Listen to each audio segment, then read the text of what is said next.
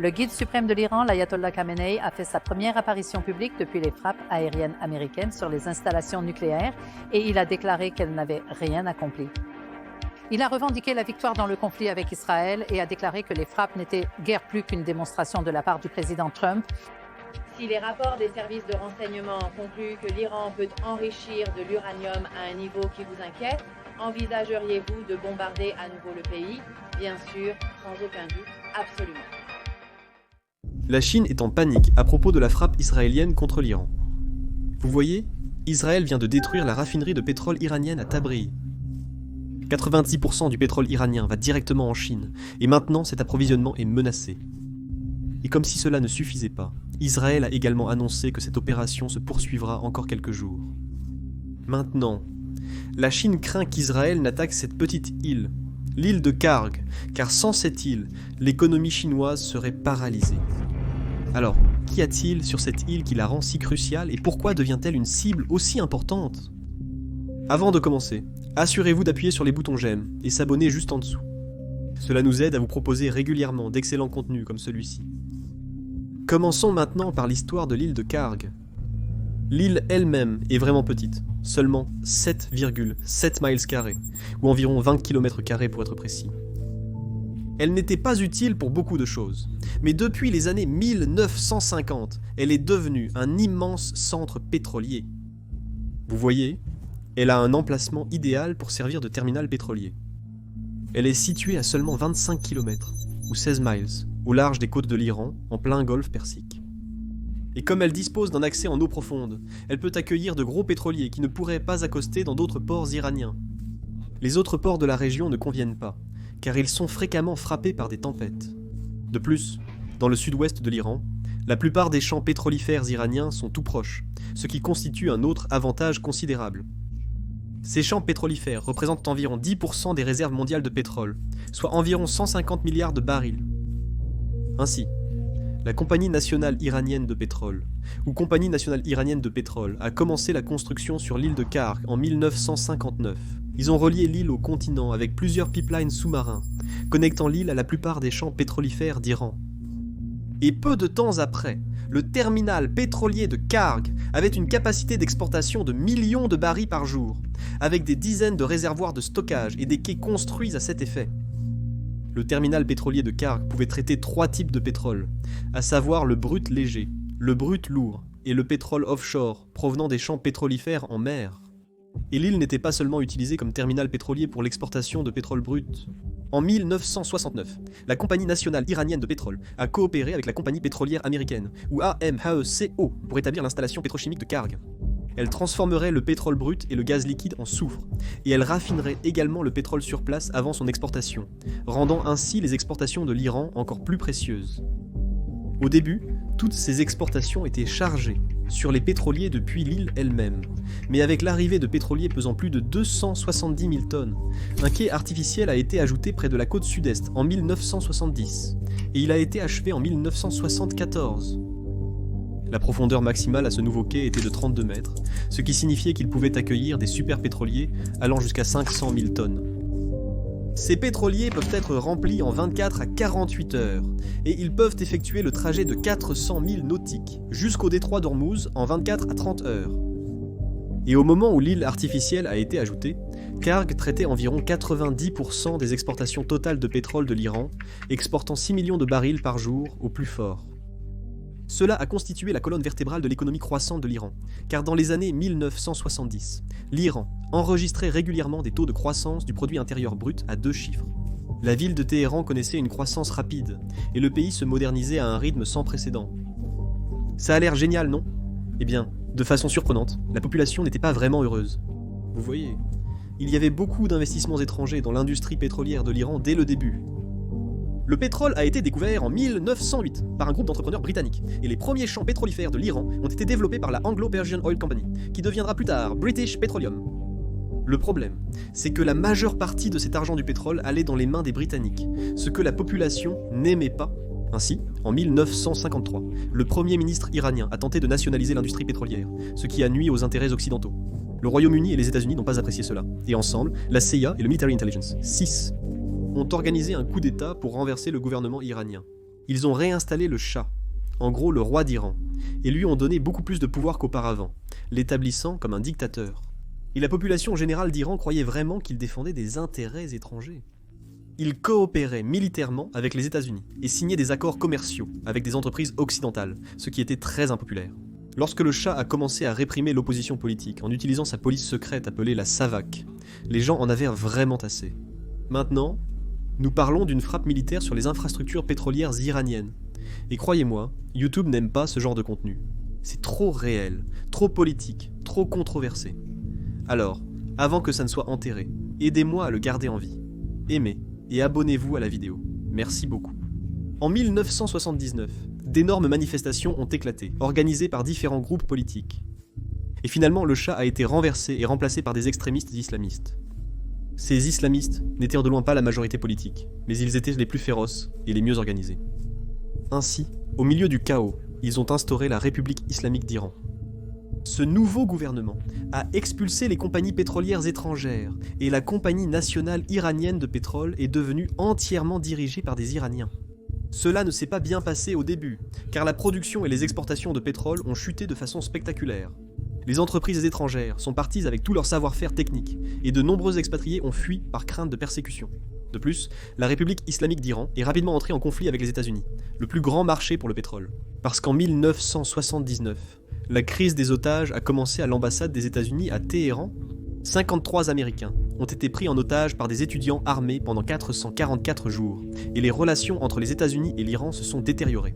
Les révolutionnaires iraniens ont retenu les diplomates américains, sous la menace des armes, pour éviter un nouveau coup d'État et tenter de forcer les États-Unis à livrer le Shah, qui avait obtenu l'asile aux États-Unis. Le président Jimmy Carter a qualifié cela d'acte de chantage et a déclaré que les diplomates étaient victimes de terrorisme et d'anarchie. Le Shah n'a jamais été remis aux Iraniens, mais à la suite de la crise, les États-Unis ont rompu leurs relations diplomatiques avec l'Iran et imposé une série de sanctions au pays.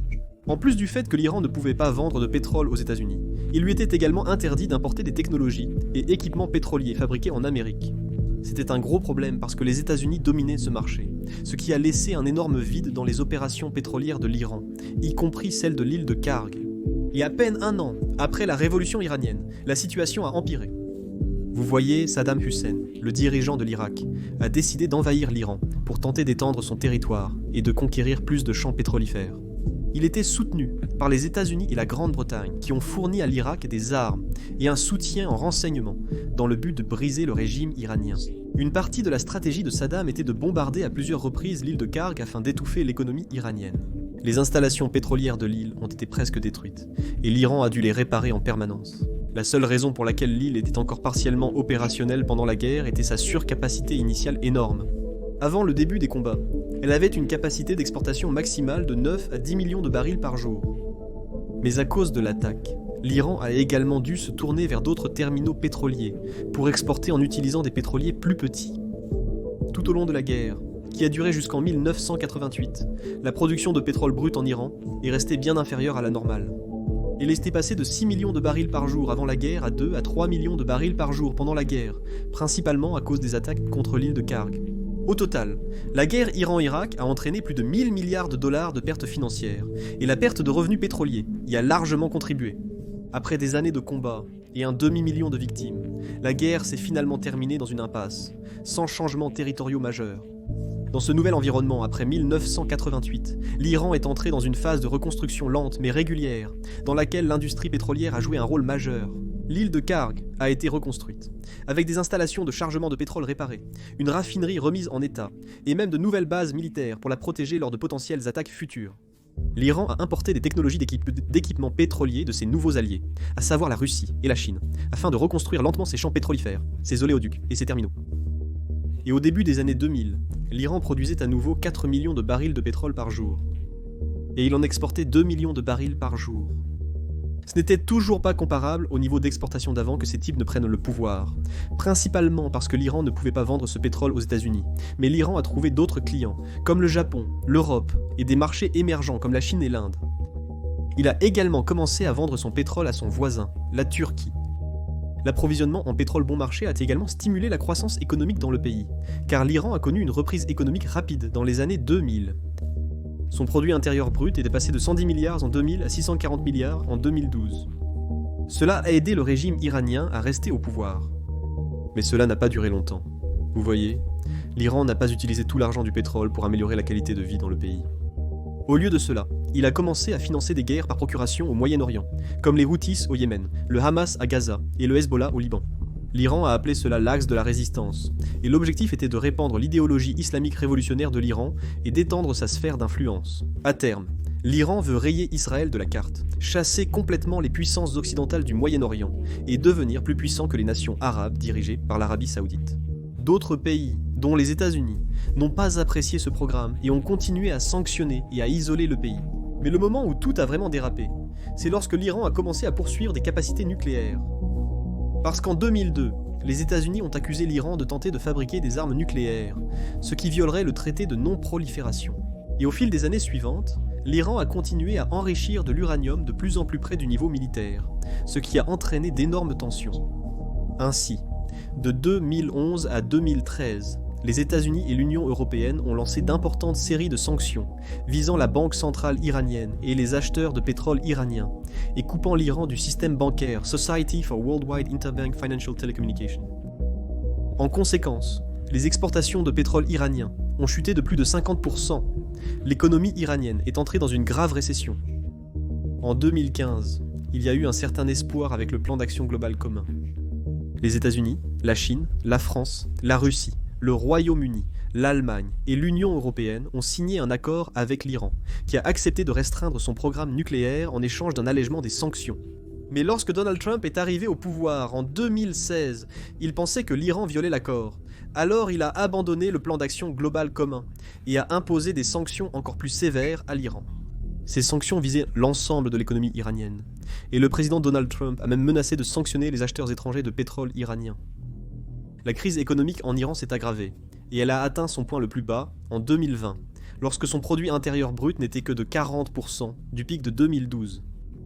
L'Iran s'est légèrement redressé ces dernières années, principalement grâce aux exportations de pétrole vers la Chine.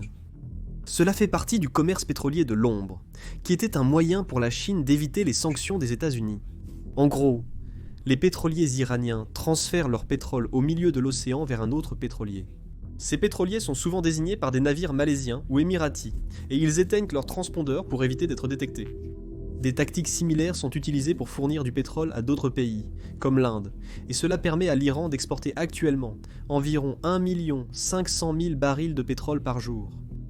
Maintenant, ce n'est pas beaucoup comparé aux normes historiques, mais c'est bien plus que les 400 000 barils par jour exportés en 2020. Géopolitiquement, cependant, la situation ne s'est pas améliorée, car les tensions ne font qu'augmenter. L'Iran continue d'enrichir de l'uranium, et en ce moment, il pourrait produire la matière nucléaire nécessaire pour une arme atomique en moins d'une semaine, selon certains chercheurs. Pendant ce temps, les conflits au Moyen-Orient se sont intensifiés, avec l'axe iranien de la résistance au centre de l'action. Le Hamas mène une guerre brutale contre Israël, et le Hezbollah a rejoint le combat à la frontière libanaise. Les Houthis sont également impliqués, paralysant les voies maritimes mondiales en attaquant des navires en mer Rouge, dans le golfe d'Aden, le long du détroit de Bab el-Mandeb. Et l'année dernière, l'Iran est intervenu directement dans la guerre en lançant des raids aériens sur Israël à 2 reprises. Les États-Unis ne sont pas satisfaits de tout cela. C'est pourquoi nous voyons autant de pression exercée sur l'Iran en ce moment. Le président Trump déploie 2 porte-avions, des escadrons de chasseurs F-35 et des bombardiers B-2 dans la région. Il veut que l'Iran accepte un accord nucléaire strict lors des négociations. Mais si cela n'arrive pas, il a dit que l'Iran serait en grand danger. Et c'est parce que lors d'un conflit armé entre l'Iran et les États-Unis, avec Israël qui rejoindrait probablement le camp américain, l'île de Karg serait très certainement détruite. Cela paralyserait toute l'économie iranienne, car 90% des exportations de pétrole de l'Iran seraient stoppées. Cela couperait les 50 milliards de revenus pétroliers de l'Iran, détruirait la balance commerciale du pays et paralyserait les finances de son gouvernement.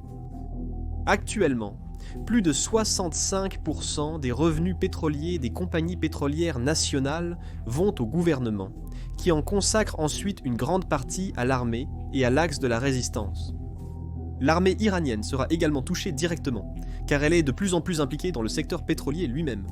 Le corps des gardiens de la révolution islamique, ou le corps des gardiens de la révolution islamique, est responsable de l'exportation du pétrole, car il aide à contourner les sanctions grâce à sa flotte fantôme, et il exploite également diverses filiales dans l'industrie pétrolière pour obtenir des revenus pétroliers en dehors du gouvernement. Cela inclut la société d'ingénierie et de construction Khatam Al-Anbiya, qui obtient souvent des contrats du gouvernement sans concurrence d'autres entreprises. Ce n'est pas seulement le pétrole, d'ailleurs. Par l'intermédiaire de ses filiales, le corps des gardiens de la révolution islamique contrôle environ un tiers de l'économie totale de l'Iran, une économie qui est évidemment alimentée par le pétrole bon marché. Cela peut sembler étrange selon les normes de la plupart des pays. Mais en Iran, l'armée aime fonctionner en dehors du contrôle du gouvernement lui-même. C'est parce que le corps des gardiens de la révolution islamique répond directement au guide suprême, tandis que le gouvernement comprend un président semi-démocratiquement élu et un parlement. Ainsi, le corps des gardiens de la révolution islamique du guide suprême dispose d'une source de financement distincte pour maintenir un contrôle absolu. Mais si les exportations de pétrole s'effondrent après une attaque sur l'île de Kar et que l'économie sombre dans une profonde récession, cela ne fonctionnera évidemment plus. Le corps des gardiens de la révolution islamique manquera cruellement de financement, ce qui signifie que les bases du pouvoir du guide suprême disparaîtront. Cela pourrait conduire à une révolte populaire, tout comme en 1979, mais cette fois contre le régime islamiste. Et l'opposition à la dictature est déjà en train de se former. En 2017 à 2018, il y a eu des manifestations dans plus de 80 villes contre les difficultés économiques. En novembre 2019, il y a de nouveau eu des manifestations massives, avec jusqu'à 1500 personnes tuées par les forces gouvernementales. En 2022, après l'arrestation et la mort de Mahsa Amini pour avoir porté un hijab non conforme, un nouveau mouvement de protestation a éclaté dans les 31 provinces, avec plus de 500 personnes tuées. Donc, si toute l'économie s'effondre et que le régime se retrouve à son moment le plus faible, cela pourrait être la fin. En quelques semaines ou mois après une attaque sur l'île de Karg, la République islamique d'Iran tombera probablement. Mais la question évidente est, les États-Unis ou Israël pourraient-ils détruire l'île de Karg? La réponse courte est oui, et les Iraniens le savent. Après l'attaque de missiles de l'Iran contre Israël en octobre 2024, les pétroliers ont fui l'île de Karg en prévision d'une contre-attaque israélienne. Cela montre à quel point cette île est vulnérable. Maintenant, l'armée israélienne n'a pas frappé l'île de Karg afin de désamorcer la situation, mais elle aurait pu le faire. Les chasseurs F-35 Aden d'Israël peuvent atteindre l'Iran et frapper des cibles avec des bombes de précision ou avec des missiles balistiques. Par le passé, l'armée de l'air israélienne a même attaqué le Yémen, qui est encore plus éloigné. Les chasseurs F-35 Aden échapperaient probablement à la détection grâce au brouillage électronique. Mais de toute façon, les défenses aériennes de l'Iran ne sont vraiment pas à la hauteur d'Israël. Lors de la frappe de représailles israéliennes en octobre 2024, Israël a réussi à détruire presque tous les systèmes de défense aérienne à longue portée, S-300 de fabrication russe de l'Iran, ainsi que tous ses radars de détection à longue portée. L'Iran aurait apparemment reçu de nouveaux systèmes de défense aérienne S-400 de la Russie, bien que les rapports ne soient pas clairs à ce sujet. Mais même ces systèmes ne sont probablement pas suffisants. Et le système de défense aérienne, produit localement par l'Iran, appelé Bavar 373, n'est pas non plus suffisant. Ces systèmes de défense aérienne pourraient probablement abattre des drones et des missiles de croisière, mais avec des tactiques intelligentes, les chasseurs de 6e génération d'Israël équipés de missiles avancés réussiront probablement à toucher leurs cibles. Et face aux États-Unis, eh bien, il n'y a aucune chance que l'Iran puisse défendre l'île de Karg. Les États-Unis disposent de porte-avions, de bombardiers B-2 et de nombreux autres avions stationnés dans des pays alliés comme l'Arabie Saoudite. Ils disposent également de destroyers, de croiseurs et de sous-marins équipés de missiles Tomahawk, qui peuvent facilement frapper l'île. En combinant leurs forces, les États-Unis peuvent facilement submerger et détruire les défenses aériennes de l'Iran et prendre d'assaut le terminal pétrolier. Les États-Unis pourraient opter pour une destruction totale ou pour des frappes guidées par satellite. La seconde option détruirait les réservoirs de stockage de pétrole, les navires et les installations de chargement tout en limitant les pertes inutiles. Les États-Unis et Israël frapperaient probablement aussi d'autres terminaux pétroliers iraniens. L'Iran a construit une autre installation d'exportation, appelée le terminal de Jask, de l'autre côté du détroit d'Ormuz. Il est relié aux champs pétrolifères du sud-ouest de l'Iran par un immense pipeline sous-marin appelé le pipeline Gorjask, ainsi qu'un autre pipeline sous-marin. Cela permet de contourner l'île de Karg, mais actuellement, sa capacité est loin de pouvoir remplacer entièrement les terminaux de l'île de Karg. Et même si c'était le cas à l'avenir, les États-Unis ou Israël pourraient tout aussi bien frapper le terminal de Jask, avec des conséquences tout aussi dévastatrices. Mais malgré le fait que ce soit si facile, et que cela aurait un effet aussi dévastateur sur l'Iran, les États-Unis ou Israël n'ont jamais attaqué les terminaux pétroliers de l'Iran auparavant. En partie, c'est parce que cela mènerait à une guerre totale, qui ne pourrait se terminer que si le régime iranien tombe. Israël ou les États-Unis devraient s'engager dans ce conflit, ce qui ne serait pas très populaire dans leur propre pays. Pendant ce temps, ils devraient anéantir les installations nucléaires de l'Iran en quelques heures ou quelques jours, car attaquer l'île de Karg pousserait certainement les Iraniens à construire leur première bombe nucléaire. Israël, les États-Unis et tout le Moyen-Orient veulent empêcher cela à tout prix. De plus, détruire les exportations de pétrole iranien aurait un effet dévastateur sur le marché mondial du pétrole. Bien que les estimations varient, parce qu'il est assez difficile de suivre la flotte fantôme, l'Iran fait probablement partie des 10 premiers exportateurs de pétrole au monde. Sans l'approvisionnement en pétrole de l'Iran, les prix augmenteraient considérablement, probablement jusqu'à 85 à 100 $ le baril. Cela affecterait les consommateurs du monde entier, même aux États-Unis. Même si les États-Unis n'achètent pas de pétrole iranien, la Chine essaierait d'acheter du pétrole à d'autres pays, ce qui entraînerait une énorme pénurie d'approvisionnement, et ainsi de suite. Parce que cela provoquerait une nouvelle vague d'inflation, ce n'est pas vraiment l'option préférée du président Trump, car il veut maintenir son taux d'approbation. Le seul scénario où une attaque contre Karg aurait du sens, c'est si elle était coordonnée avec les autres pays du Golfe. Vous voyez, des pays comme l'Arabie Saoudite pourraient facilement compenser les exportations perdues de l'Iran s'ils augmentaient simplement leur capacité de production. En fait, ils seraient plus qu'heureux de le faire, car cela signifie plus d'argent pour eux. Pendant les sanctions de Trump en 2018 contre l'Iran, c'est exactement ce qui s'est passé avec l'Arabie Saoudite qui est intervenue pour empêcher l'inflation. Cependant, les nations du Golfe auront du mal à accepter une attaque à grande échelle contre l'Iran, car la riposte pourrait être dévastatrice. Le guide suprême de l'Iran pourrait penser que lorsqu'il tombera, il entraînera tout le monde avec lui. L'Iran pourrait bloquer le détroit d'Ormuz, tout comme les Houthis l'ont fait au détroit de Bab el-Mandeb. Il pourrait le faire avec des missiles et des barrages de drones, ou en minant le détroit, et il est difficile de décrire à quel point cela serait réellement dévastateur. Cela couperait toutes les exportations de pétrole des pays du Golfe, ce qui signifie que plus de 40% des exportations mondiales de pétrole seraient arrêtées. Cela provoquerait une crise régionale sans précédent, et une récession mondiale, voire une dépression.